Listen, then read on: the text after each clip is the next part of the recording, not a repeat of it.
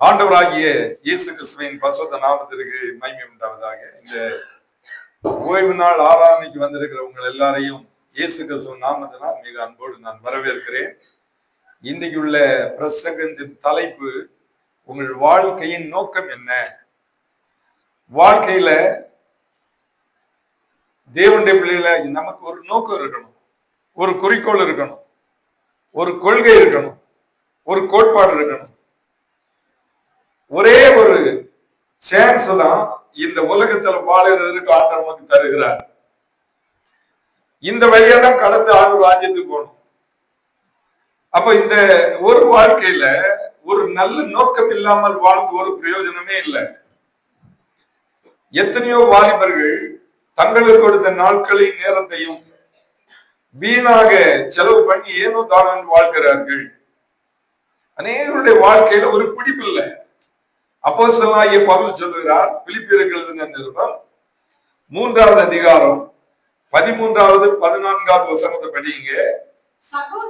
சகோதரரே, அதை பிடித்துக் கொண்டேன் என்று நான் எண்ணுகிறதில்லை, ஒன்று செய்கிறேன், பின்னானவைகளை மறந்து முன்னானவைகளை நாடி கிறிஸ்து இயேசுவுக்குள் தேவன் அழைத்த பரம அழைப்பின் பந்தய பொருளுக்காக இலக்கை நோக்கி தொடர. அவருக்கு ஒரு இலக்கு இருந்து, உங்களுக்கு எனக்கு அது வேணுங்க. நான் 7th ஸ்டாண்டர்ட் படித்துட்டு இருக்க சமயத்துல எனக்கு ஒரு நல்ல ஆசிரியர் இருந்தார். ஒரு நாள் அவர் கேட்டாரு, உங்க வாழ்க்கையில நீங்க எப்படி இருக்கணும்னு ஆசைப்படுறீங்க, ஒவ்வொரு தடவை எழுப்பி சொல்லுங்கன்னு சொன்னாரு. ஒரு பையன் சொன்னா நான் டாக்டராக ஆசைப்படுறேன், ஒரு பையன் சொன்னா நான் இன்ஜினியராக ஆசைப்படுறேன், ஒரு பையன் சொன்னா நான் இந்த ஒரு டிரைவராக ஆசைப்படுறேன். ஒருத்தர் ஒரு ஆசை இருக்கும்லாங்க, நோக்கம் இருக்கும்ல, ஒவ்வொன்றா சொல்லாங்க. ஒருத்தர் நான் போலீஸ்காரனாக ஆசைப்படுறேன், ஒரு பையன் சொன்னா நான் கொத்தனாராக ஆசைப்படுறேன், ஏன்னா அவன் அப்பா அப்படி படிச்சு கொடுத்துருக்கிறாரு. ஒரு பையன் சொன்னா நான் கலெக்டராக ஆசைப்படுறேன்னு சொன்னான். ஏன்னு கேட்டாரு, நான் ஒரு கூட்டம் ஜனங்களை நல்லா நடத்தணும். 7ஆம் கிளாஸ்ல அவன் பெரிய ஆளாயிட்டான். அருமையான தேவனுடைய பிள்ளைகளை பவுல் சொல்கிறார், பின்னானவைகளை மறந்து முன்னானவைகளை நாடி கிறிஸ்து இயேசுவுக்குள் தேவன் அழைத்த பரம அழைப்பின் பந்தய பொருளுக்காக இலக்கை நோக்கி தொடர்கிறேன். நமக்கு ஒரு இலக்கு இருக்கிறது. அது என்ன? ஆண்டவர் எப்படி வாழ்ந்தாரோ அப்படி வாழணும். அவருடைய அன்பு, அவருடைய இரக்கம், அவருடைய காருண்யம், அவருடைய தாழ்மை, அதுதான் நம்ம நோக்கமா இருக்கணும். இத மாத்திரம் ஒரு மனுஷனுக்கு வாழ்க்கையில நோக்கமா வைத்துட்டான்னு சொன்னா சக்சஸா வாழ்ந்துட்டு போயிருவாங்க. நமக்கு முன்னால் வாழ்ந்த அநேக தேவனுடைய பிள்ளைகள் அப்படிதான் வாழ்ந்து இருக்கிறாங்க. நம்ம வாழ்க்கையில நிறைய காரியத்தை பார்க்கிறோம், நமக்கு முன்னால் வாழ்ந்த பாக்குறோம். சில நேரத்துல உங்களுக்கு ஒண்ணு சொல்றேன், 1000 பேர் கூட்டத்துல பெரிய பிரசங்கம் நடக்கும், நம்மள தொடாது. ஆனா ஒரு சின்ன கூட்டத்துல ஒரு 100 பேர் தான் இருப்பாங்க. அந்த ஒரு சின்ன வார்த்தை உங்களை தொடரும். அதை தான் நம்புறேன். இன்னைக்கு உங்களை தொடரும். 3 காரியத்தை சொல்ல ஆசைப்படுறேன். நம்முடைய வாழ்க்கை நோக்கம் என்ன? தேவன் நம்ம மேல என்ன நோக்கம் வைத்திருக்கிறார்? தேவன் நம்ம மேல என்ன நோக்கம் வைத்திருக்கிறார்? நம்ம எல்லாரும் ரட்சிக்கப்படணும், நம்ம எல்லாரும் மனம் திரும்பணும். நான் ரட்சிக்கப்பட்டாச்சு, ஞானஸ்நானம் பெற்றாச்சு, அதோட முடிந்து போகல. ஆதாம் ரட்சிக்கப்பட்டு வந்தாங்க, ஏவல் அப்படிதான் தேவனோடு இருந்தாங்க. அன்றைக்கு அவங்களுக்கு ஒரு பூரணமான ரட்சிப்பு இருந்து, ஒரு மனுஷன் குறுக்க வந்தா இவங்க தோட்டத்துல உலாவிட்டு வரும் பொழுது அவங்களோட பேச ஆரம்பித்தான். இந்த அம்மா அவனுடைய வார்த்தையை நம்பி ரட்சிப்பு எல்லாம் போச்சு. இன்னைக்கு ஆவியில ஆரம்பித்து மாம்சத்துல முடிவடைகிற எத்தனையோ பேரை நாம் பார்க்கிறோம். நம்முடைய வாழ்க்கை எப்படி முடிவடையவே கூடாது. நீங்க பேப்டிசம் எடுத்திருக்கலாம், அந்நிய பாஷை பேசலாம், பரிசுத்தாவியினால நிரப்பப்படலாம். உங்க ரட்சிப்பை பற்றி என்ன நினைக்கிறீங்க? 1 தீமோத்தேயு எழுதின நிருபம் 2வது அதிகாரம் அதனுடைய 4வது வசனத்துல பவுல் சொல்லுகிறார், எல்லா மனுஷரும் ரட்சிக்கப்படவும் சத்தியத்தை அறிகிற அறிவை அடையவும் அவர் சித்தமுள்ளவராய் இருக்கிறார். நம்பர் 1, உங்க வாழ்க்கை நோக்கம், கர்த்தருடைய நோக்கம் என்ன? நீங்க ரட்சிக்கப்படணும். எல்லாம் அது நீங்க மாத்திர குடும்பமா ரட்சிக்கப்படணும். வேதம் சொல்லுறது நானும் என் வீட்டாரும் என்றால் கர்த்தரை சேவிப்ப முதல்ல நீ ஆயுதப்படு. நீங்க ஒரு பிரசங்கத்தை கேட்கறீங்க, நீங்க உங்க ரட்சிப்பை காத்துக்கிடணும்னு சொன்னா குடும்பமும் காத்துக்கிடுவோங்க. ஒரு குடும்பத்துக்கு தகப்பன் தாய் தான் தலைவர்களுங்க. நம்ம எப்பமா எண்ணி பார்த்திருக்கிறோமா? நம்ம அப்பா அம்மா வாழ்ந்ததை விட கர்த்தர் நமக்கு நல்ல ஆசீர்வாதத்தை வைத்திருக்கிறார். நம்ம அப்பா அம்மா எல்லாம் அங்க இருக்கிற நிறைய பேருக்கு அப்பா அம்மா எல்லாம் நல்ல வீட்டுல இருக்கல, உங்களுக்கு அவ்வளவு படிக்கல, ஆனா அவங்க ரட்சிப்பை காத்து உங்களுக்கு ஆசீர்வாதம் வச்சுட்டு போயிருக்கிறாங்க.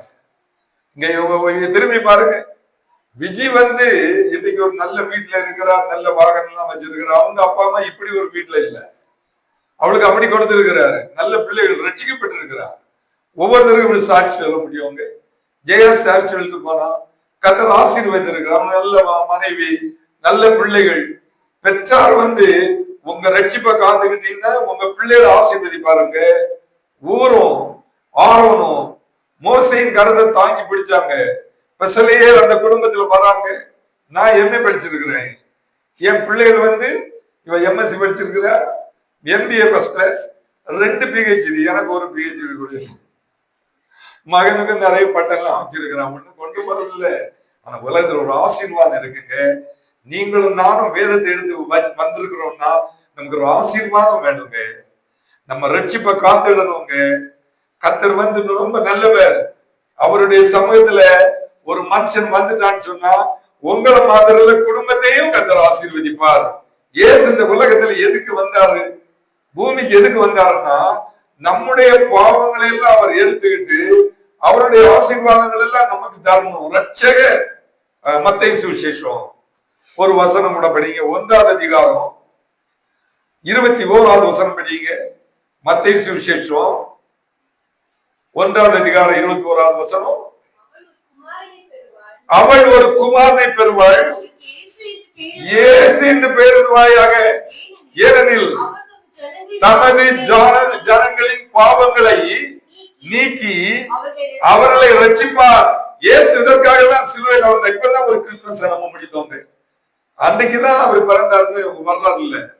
அபியெல்லாம் சொன்னா ஒரு வாரத்துக்கு முன்னே எங்க சர்ச்சில் கிறிஸ்துமஸ் ஆராதனை முடிஞ்சாச்சு. அது ஒரு சைன் தான். யாரும் இயேசு இந்த உலகத்துல 25ஆம் தேதி பிறந்தான்னு சொல்ல முடியுமா? இல்ல. ஆனா அவரு பிறக்கலன்னா நம்ம இன்னைக்கு இல்ல. ஒரு தூதன் சொல்றான், ஒன்னிடத்துல ஒரு பிள்ளை இருக்கான், பிறக்க போறான், சகல பாவங்களை நீக்கி நம்மை ரட்சிப்பார். அதற்காக தான் இயேசு சிலுவையில சுமந்தார். நம்ம ரட்சிப்புல நம்ம பாடம் ஏற்றுக்கொண்டார், முள்முடி தரிக்கப்பட்டார். சிலுவை நோக்கம் என்ன? நம்ம ரட்சிப்பை காத்துடணும். முடிவு பறந்து ரட்சிக்கப்படுகிறவனே, முடிவு பறந்து நிலை நிற்பவனே ரட்சிப்படுற வார்த்தை நீங்க எவ்வளவு கேட்டிருப்பீங்க. நான் எல்லாம் எனக்கு எல்லாம் அந்த அனுபவம் இருக்குன்னு நம்ம சொல்லலாம். இல்ல போதாது, ஒவ்வொரு வாரம் எதுக்கு வாரம்னா நம்ம பசுத்தப்படுத்த வாரம். இன்னொரு வசனம் படிங்க, 1 தீமோத்தேயு இருக்கும் 2ஆவது அதிகாரம் 6ஆவது வசனம் படிங்க. 1 தீமோத்தேயு 2ஆவது அதிகாரம் 6ஆவது வசனம். எல்லாரையும் மீட்கும் பொருளாக தம்மை ஒப்பு கொடுத்த மனுஷனாகிய கிறிஸ்து இயேசு அவரே இதற்குரிய சாட்சி ஏற்ற காலத்தில் விளங்கி வருகிறது. சாட்சி நம்ம எல்லாம் ஒரு சாட்சியா இருக்கணும். அவர் சிலுவையில நமக்காக ரத்தம் சிந்தினார், நமக்காக பாடுபட்டார். நம்ம அதை எண்ணி பார்க்கிறதே கிடையாது. நம்ம இன்னைக்கு இவ்வளவு அழகா நல்ல டிரெஸ் காரியங்கள் எல்லாம் நம்மள படிப்பு வசதி வாய்ப்போடு இருக்கணும்னா ஒரே ஒரு தேவன் ஆண்டவரா இயேசு கிறிஸ்துங்க. அவர் இல்லைன்னா ஒண்ணே இல்லை. ஒரு வருஷத்தை முடிச்சிட்டோம். என்னமா நமக்கு எல்லாம் ரொம்ப முக்கியமான ஆராதனை நியூ இயர். எல்லாரும் விசேஷமா கொண்டாடுவாங்க. வருகிற வருஷம் எனக்கு ஆசீர்வாதமா இருக்கணும். உடனே சிலர் எல்லாம் முடிந்தவன மந்திரவாதிட்ட போறாங்க. எனக்கு எப்படி இருக்கும், சில நல்ல காரம் பறக்குமான்னு. தேவனுடைய பிள்ளை வசனத்தை பார்க்கணும். நம்ம கூட ஜோமணி ஒரு வாக்குத்தத்த வசனத்தை எடுத்து வைத்திருக்கிறோம். கர்த்தர் ஒண்ணு சொல்றேன், உங்க ரட்சிப்பை நீங்க காத்துக்கிட்டீங்கன்னா உங்க மேல வைப்பார். ஏன்னா நம்முடைய பாவங்களுக்கு செத்து நீதிக்கு பிழைக்கும்படியாதான் இயேசு இந்த உலகத்தில் வந்தார். 2 பேர் இருக்கிறது 1 பேர் இருக்கிறதுன்னு இருந்தா வசனத்தோட நான் சொல்லிட்டு வரேன். 2ஆவது அதிகாரம் அதனுடைய 24ஆவது வசனம் படிமா. 1 பேதுரு 2ஆவது அதிகாரம் 24ஆவது வசனம் படி, நாம் பாவங்களுக்கு செத்து நீதிக்கு பிழைத்திருக்கும்படிக்கு அவர் தாமே தமது சரீரத்தில் நம்முடைய பாவங்களை சிலுவையின் மேல் சுமந்தார். அவருடைய தழும்புகளால் குணமாகிறோம். எந்த மனுஷனும் ஒரு சேற்றில் கிடக்கிறவன் இன்னொரு சேற்றில் கிடக்கிறவன் தூக்க முடியாதுங்க. ஏன்னா இவனே சேற்றில் எல்லாம் கிடக்கிறான். எப்படி சேற்றில் இவனை தூக்குனேன்னு சொல்லலாம். தகப்பன் மகன் சேத்துல மாட்டிட்டாங்கன்னு வைக்கிங்க, தகப்பன் அவனுக்கு இது பண்ண முடியாது. ஆண்டவர் சேத்துல மாட்டல. அவர் யூதாஸ் சொல்றான், அவரை காட்டி கொடுக்க வராங்க. பணப்பைய கையில வைத்திருந்தான், முத்தம் கொடுக்கிறான். சிநேகிதனி முத்தத்தினாலேயா காட்டி கொடுக்கிறான்னு சொன்னாரு. கடைசி அவனுக்கு மனசாட்சி சுத்தப்பட்டு அவரோட இருந்தோம், தப்பு பண்ணிட்டோம். எல்லாருக்கும் ஒரு மனசாட்சி இருக்கு. யூதாஸுக்கு மனசாட்சி இருந்துங்க.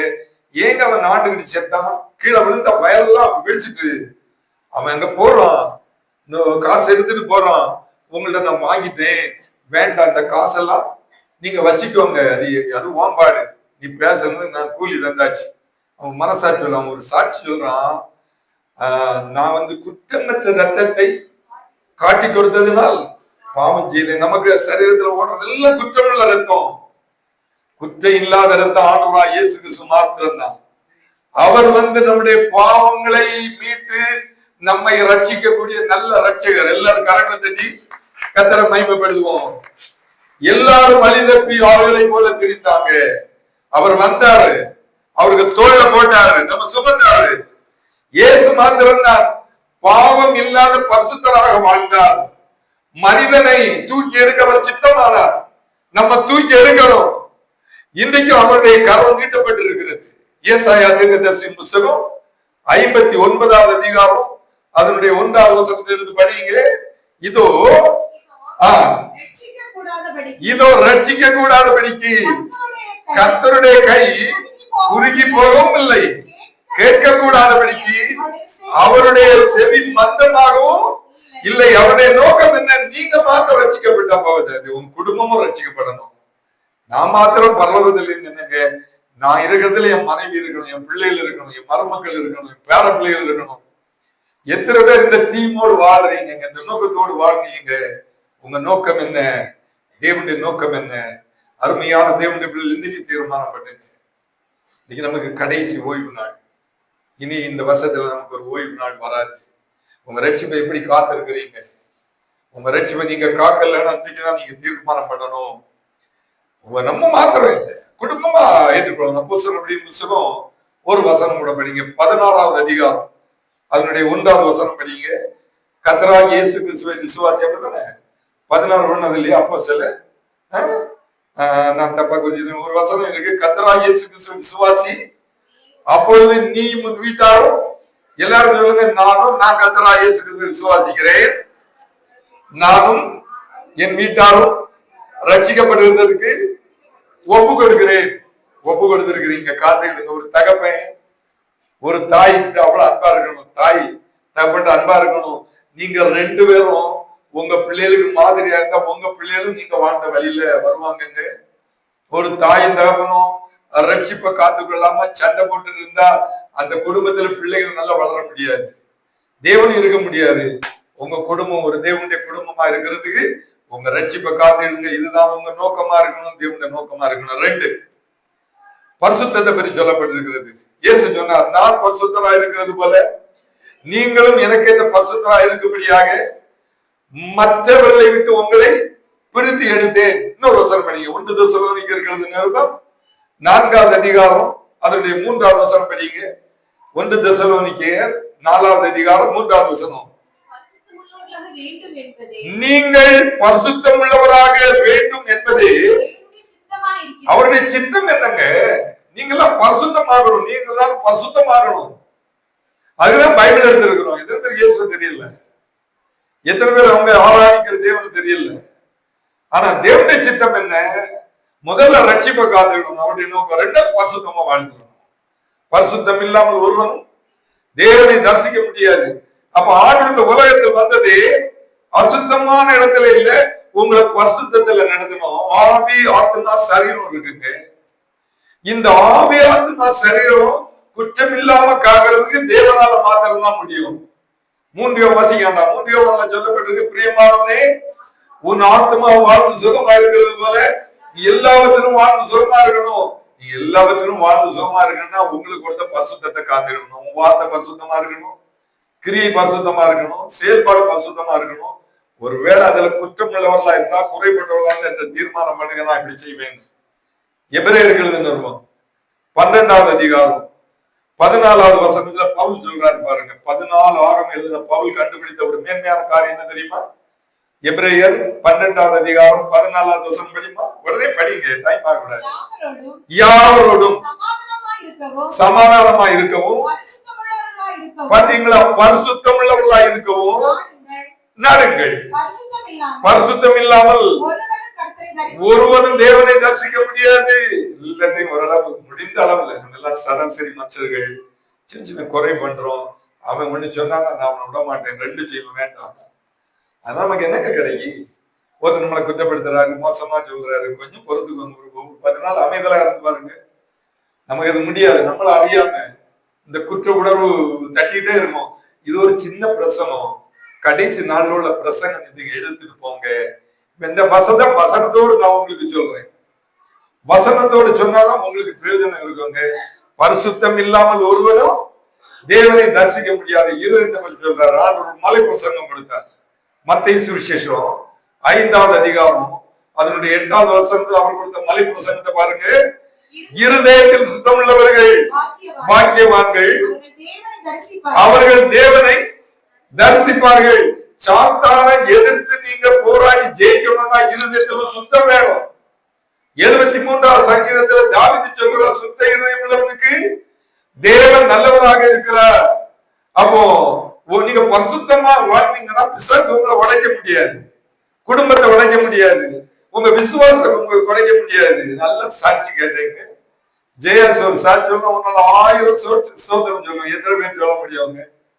இதெல்லாம் கேட்டு நீங்களும் செய்யுங்க, நான் செய்யறேங்க. ஏதோ ஒரு காரியம் 100 ஸ்தோத்திரம். இப்ப முந்த நாள் கூட நம்ம ஆன்லைன் ப்ரேயர்ல அதை நான் ஃபாலோ பண்ண சொன்னேன். நெருக்கடி வந்துட்டு கொஞ்சம் நாவுக்கா வயிச்சுட்டு ஸ்தோத்திரம் ஸ்தோத்திரம் ஸ்தோத்திரம் ஸ்தோத்திரம் ஸ்தோத்திரம் சொல்லி பாருங்க. ஒரு ஆய்வு எடுத்திருக்கிறாங்க. அமெரிக்கா தான் இன்னைக்கு பயங்கரமா நல்ல நாடு, நல்லா இருக்கலாம், நல்லா சொல்றாங்க. போயிட்டு வராங்க அப்படி ஒன்றும் சிலங்க வித்தியாசம். வீட்லயே பூட்டி போடுற பிள்ளைகள் எல்லாம் வேலைக்கு போயிருவாங்க. என்னெல்லாம் கொண்டு ஒரு நாள் கூட இருக்க மாட்டேன், வழி வந்துடும். என் தங்கச்சி கொடுத்து போயிட்டு வந்தா அவ சொல்றா, நல்ல நாடு தான், எல்லாம் ஜாலியா தான் இருக்கு. ஆனா ஒருத்தர் விசாரிக்க கூட மாட்டாங்க. இங்க நம்ம குறையாது சொல்லுவோம், நம்ம வாய வச்சுட்டு இருக்க முடியாது. அது கூட சான்ஸ் இல்லை. குளிர், நாங்க வேலைக்கு போறோம், அம்மா நீங்க பத்திரமா இருந்தீங்க, சாவி எடுத்து போற அம்மா வந்து திறந்து விட்டாதான் இவங்க வெளியே வர முடியும். இப்படி ஒன்றும் இருக்க முடியாதுங்க. சர்ச்சைக்கு போனாங்களா, நல்லா சின்ன சின்ன சர்ச்சை, சின்ன சர்ச்சை அவங்க போனது. அதுல இப்ப வயசானவங்க தான் இருக்காங்க, நிறைய வாலிபர்கள் எல்லாம் இல்லையாங்க. நமக்கு தேவன் ஒரு நல்ல வாக்கியத்தை கொடுத்திருக்கிறார். அதனால அங்க அவங்களால பரிசுத்தமா வாழ முடியாது. அவங்க வாழ்க்கையெல்லாம் ரொம்ப வித்தியாசம். இருக்கிறது வரை நல்ல ஜாலியா இருக்கணும்னு தான் நினைக்கிறாங்க. அந்த ஆய்வுல 13 வயசுல இருந்து 15 வயசு வரையிலும் இறந்து போகக்கூடிய பிள்ளைகள், பையன்மாரெல்லாம் 50% இருக்கிறாங்களாம். அயல்நாட ரொம்ப பெருமையா சொல்றாங்க. நமக்கெல்லாம் ஆண்டவர் இப்படி ஒரு நல்ல பாக்கியமான ஒரு ஆலயத்தை கொடுத்தார், ஸ்தோத்திரம். உங்களுக்கு ஒரு நல்ல ஆசாரியத்தை கொடுத்தார், ஸ்தோத்திரம். நல்ல ஆலோசனை கேட்கறீங்க. சொந்தத்துல நான் இப்ப பேசலைங்க, சில நாட்கள் எல்லாம் இதை தயார் பண்றேன். என்ன சொல்லலாம், எனக்கு ஆசை புதுசா நீங்க ஏதாவது கேட்கணுங்க. கேட்டது கேட்டல, ஆனா விளக்கமும் இருக்கணும். நீங்க விளங்கிக்கிடணும். கர்த்தர் நமக்கு ஒரு வாழ்க்கை தந்த நம்மளை அழிச்சிடவே கூடாது. நம்ம அவருக்கு ஒப்பு கொடுக்கணும். நீங்க இந்த அனுபவத்துல உங்க பரிசுத்தத்தை காத்துக்கொண்டீங்கன்னா கர்த்தர் உங்களையும் குடும்பத்தையும் ஆசீர்வதிப்பார். எல்லாரும் கரங்களை வீழ்த்தி அல்லேலூயா சொல்லுவோம். கலாத்தியர்கள் நிருபம் 1வது அதிகாரம் 4வது வசனத்துல பவுல் சொல்றாரு, அவர் நம்மை, அவர்னா இயேசு கிறிஸ்து நம்மை இப்பொழுது இருக்கிற பொல்லாத பிரபஞ்சத்தினின்று விடுவிக்கும்படி தம்முடைய பிதாவாகிய தேவனுடைய சித்தத்தின்படியே நம்முடைய பாவங்களுக்காக தம்மை தாமே ஒப்பு கொடுத்தார். நீங்க பரிசுத்தமா இருக்கணும். அவர் ஏன் ஒப்பு கொடுத்தாருன்னு சொன்னா, உங்களை என்ன பரிசுத்தப்படுறது அவங்க ஒப்பு கொடுக்க முடியாது. நல்ல பாவிகள். நம்ம சரீரத்தில் ஓடுறதெல்லாம் பாவ ரத்தம், அவர்கள் சரீரத்தில் தான் குற்றம் இல்லாத ரத்தம். அப்போ அந்த ரத்தத்தை நமக்கு தாராரு. இயேசு கிறிஸ்துவின் ரத்தம் சகல பாவத்தை நீக்கி நம்ம சுத்திகரிக்கும். கொரோனா சமயத்துல அநேக தேவனுடைய பிள்ளைகள் எல்லாம் எடுத்த மருந்து என்ன தெரியுமா? கொரோனா நிறைய பேர் காக்கப்பட்டாங்க. இல்ல நான் கூட அந்த மருந்து சொல்லி, என்ன மருந்து எடுத்தீங்க? இயேசு கிறிஸ்துவின் ரத்தம் உச்சரித்தா போதுங்க, இயேசுவே உங்களுடைய ரத்தத்தினால எனக்கு ஒரு சுகம் தர. எத்தனை சுகப்பட்டாங்க. பெரிய மருந்து டாக்டர் சொல்லக்கூடிய மருந்து எடுத்தவங்க லட்சக்கணக்கில் கட்டிட்டு மறித்தே போனாங்க. அவர் ரத்தம் செஞ்சது உங்களுக்கும் எனக்காக. ஒரு பரிசுத்தம் உள்ள ஒரு மனுஷனுக்கு வாழ்க்கையில அவருடைய நோக்கத்தை நிறைவேற்றும் சொல்லது நடக்குங்க, கண்டிப்பா நடக்கும். அவன் அதிகாரம் 1ஆம் அதிகாரத்துல அதுவரை எல்லாம் இருட்டு பாருங்க, என்ன கற்றுத்தாராரு பாருங்க. ஆதியாகமம் 1ஆம் அதிகாரம் 4வது வசனம் முடியுமா? வெளிச்சம் நல்லது என்று தேவன் கண்டார். வெளிச்சத்தையும் இருளையும் தேவன் வெவ்வேறாக பிரித்தார். பாருங்க, இருட்டு வெளிச்சத்தை பாக்குறாரு, நல்லா இருக்கு. உங்க ஒரு மனுஷன் வீட்டை ஒரு பரிசுத்தம் அவன் வெளிச்சத்துலதான் இருப்பாங்க. இருட்டு போயிடும். அப்போ தேவனுடைய பிள்ளைகளுக்கும் மற்றவங்களுக்கு ஒரு வித்தியாசம் இருக்கு. நீங்க இந்த அனுபவத்தை பெற்றுக்கிட்டு குறைவுகளோடு ஐக்கியம் வைக்காதுங்க. 2 கொரிந்தியர் நிருபம் அதனுடைய 6வது அதிகாரம் 14-15 வசனம் படிங்க. 2 கொரிந்தியர் 6வது அதிகாரம் 14-15 வசனம். அந்நிய நுகத்திலே அவிசுவாசிகளுடன் பிணைக்கப்படாதிருப்பீர்களாக. நீதிக்கும் அநீதிக்கும் சம்பந்தம் எது? ஒளிக்கும் இருளுக்கும் ஐக்கியம் எது? கிறிஸ்துவுக்கும் பேரியாருக்கும் இசைவேது. அவிசுவாசியுடனே விசுவாசி பங்குக்கு நல்ல சோதனை பண்ணிட்டு இருக்கிறா, ரட்சிப்பை காத்துக்கிட்டா, பசுத்தத்துல இருக்கிறா.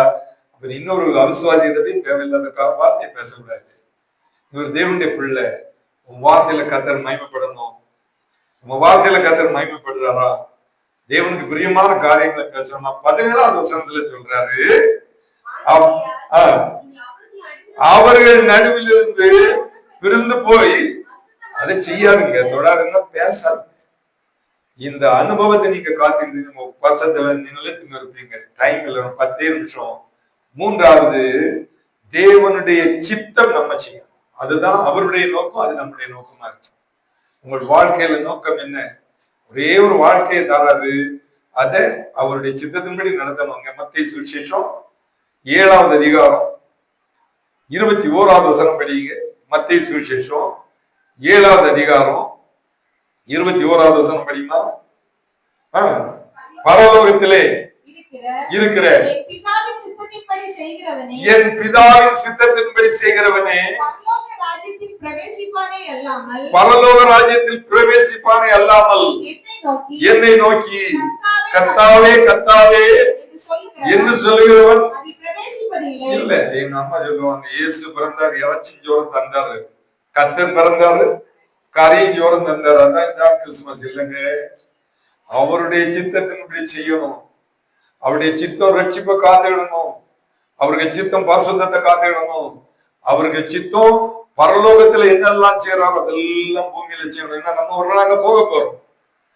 இந்த பூமியில ஒரு மனுஷனுக்கு 3 சித்தம் இருக்குங்க. 1 சுய சித்தம், 2வது சாத்தானின் சித்தம், 3வது தேவ சித்தம். சொல்லுங்க, சுய சித்தம், சாத்தானிக சித்தம், தேவனுடைய சித்தம். சுய சித்தம்னா என்ன? எனக்கு அறிவு இருக்கு, எனக்கு படிப்பு இருக்கு, எனக்கு குடும்பம் இருக்கு, எனக்கு பணம் இருக்கு, அதனால எனக்கு யாரும் ஒண்ணு சொல்லி தர வேண்டியது அவசியமே இல்லை. எனக்கு என் வாழ்க்கையை அமைக்க முடியும். என் வாழ்க்கையில என்னென்ன தேவையோ அதெல்லாம் எனக்கு தெரியும். சுய சித்தம். எனக்கு ஒருத்தர் சொல்லி தர வேண்டியதில்லை, எனக்கு எல்லாம் தெரியுங்க சொல்லுவாங்க. சாத்தானுடைய சித்தம் என்னன்னு சொன்னா, தன்னை சாத்தானுக்கு விட்டு கொடுக்கிறது. சாத்தான சில ஏவுகள் எல்லாம் கொடுக்கிறான், அவனுடைய விருப்பத்தின்படி ஆட வைக்கிறான். நம்ம கண்ணு சரீரம் என்ன சொல்லுதோ அதெல்லாம் அவனுக்கு வருது. அவன் வைத்து அவனுக்கு சித்தத்தை ஒரு மனுஷனுக்குள்ள திணித்துட்டான்னா நார்மலா இருக்க மாட்டான், அப்நார்மலா இருப்பான். நார்மலா இருக்கிறவன் தேவனுடைய சித்தத்துக்கு இருப்பான். சாத்தான் ரொம்ப கவனமா இருக்கிறோம். உங்களை அவனுக்கு சித்தத்துக்கு கொண்டு வரணும். அவனுக்கு சித்தத்துக்கு கொண்டு வந்துட்டா தேவனுடைய திட்டம் நடக்காது. நம்ம வழியில 1000 மடங்கு அதிகமா உள்ள வந்துருவோம். ஒரு மனுஷனுக்குள்ள சாத்தான் உள்ள வந்துட்டான்னு வைங்க, அவன் ஒழிப்பான். தேவ சமூகத்துல வரமாட்டான். ஒரு பிரசங்கம் கேட்க மாட்டான். ஒரு உபவாச ஜெபத்துக்கு வரமாட்டான். உங்க எல்லாருக்கும் சொல்றேன், நீங்க உபவாச ஜெபத்தை நேசிக்கணும். வீட்டுல சும்மா இருந்தீங்கன்னா நம்ம விசுவாசிகள் எல்லாம் உபவாச ஜெபத்துல வந்து நல்ல ஜெபம் பண்ணணும். ஜெபம் உங்களை சாத்தானுக்கு சித்தத்திலிருந்து வெளியே கொண்டு வரவங்க. நான் சொல்றேன், ஆதாமும் ஏவாளும் நல்ல உதாரணங்க. தேவனுடைய சித்தத்துக்கு இருந்தாங்க. அவங்க சுய சித்தத்துல கூட நல்லதான் வந்துட்டு இருந்தாங்க. ஆனா சாத்தானுக்கு சித்தம் உள்ள ஓட்டவுடனே மரத்துக்கு அடியில ஒழிச்சு நிக்கிறாங்க. ஆதாம் ஒரு மரத்துக்கு அடியில, ஏவாள் ஒரு மரத்துக்கு அடியில ஒழிச்சு பார்த்துட்டு இருக்கீங்க. எங்க நிக்காங்கன்னு ஆண்டவருக்கு தெரியுங்க. எவரையில சொல்லப்படி யாவும் கத்தருக்கு முன்னாலும் வெளியரங்கமாக நிர்வாணமாயும் இருக்கிறது. நீங்க எங்க போறீங்க, எங்க உட்கார்றீங்க, என்ன பேசுறீங்க, எல்லாம் ஏசப்பாவுக்கு தெரியும். எல்லாரும் கரங்களை தட்டி கத்தரை பயன்படுத்துவோம். கடந்த காலம் தெரியும், நிகழ்த்து காலம் தெரியும். உங்க யாருக்காவது வரும் காலம் தெரியுமாங்க? தெரியாதுங்க. அடுத்த வருஷம் நான் இப்படி இருக்க போறேன்னு சொல்ல முடியுமா? சும்மா சொல்லிடலாம். கொஞ்சம் தோல்வி வரும் பொழுது எல்லாம் முடிஞ்சு போச்சு. நல்லா தெரியுமா? நம்ம விசுவாசிகள் எல்லாம் கிடைக்குன்னா ஸ்தோத்திரம் ஸ்தோத்திரம் ஸ்தோத்திரம் சொல்லுவாங்க. ஒரு சின்ன காரியத்தை ஒரு நெருக்கம் வந்துன்னு வைங்க, ஒரு துக்கம் வந்துன்னு வைங்க, ஒரு பாலம் வந்துட்டு வைங்க, ஆண்டவரையே தூக்கிடுவாங்க. நான் காணிக்க கொடுக்கிறேன், ஆலயத்துக்கு போறேன், நான் அந்த திருவிருந்தெல்லாம் எடுக்கிறேன், ஏன் எனக்கு இதெல்லாம் வருது தேவனே, எனக்கு ஏன் இப்படி வருது? நம்ம தூக்கிடுவோம்ல. வந்திருக்கிற யாருமே தேவனை குறை சொல்லவே கூடாது. 3 தெரிந்த காரியத்தை நான் உங்களுக்கு சொல்லிவிடும். உங்க ரட்சிப்பை காத்துக்கிடுங்க, பரிசுத்தத்தை காத்துக்கிடுங்க, தேவனுடைய சித்தத்தை நீங்க காத்துக்கிடணும். கேட்கணும், ஆண்டவரே நான் என்ன செய்ய சித்தமா இருக்கிறேன். அப்போஸ்தலர்களுடைய புத்தகம் 9வது அதிகாரம் அதனுடைய 6வது வசனம் படிங்க. அப்போஸ்தலர் 9வது அதிகாரம் 6வது வசனம். அவர் நடுங்கி திகைத்து, ஆண்டவரே நான் என்ன செய்ய சித்தமா இருக்கிறேன் என்றார். அதற்கு கர்த்தர், நீ எழுந்து. எத்தனை பேர் சொல்ல முடியுங்க இன்னைக்கு நீங்க நான் என்ன செய்ய சித்தமா இருக்கிறேன் ஆண்டவரே, நான் என்ன பேசணும் என்ன பேசக்கூடாது? நமக்கு ஒரு பயம் வேணுங்க. அதெல்லாம் நீங்க ரட்சிக்கப்பட்டவங்க, பரிசுத்தமான தேவனுடைய கடைசியோட சித்தத்துக்கு நீங்க ஒப்பு கொடுக்கணும்.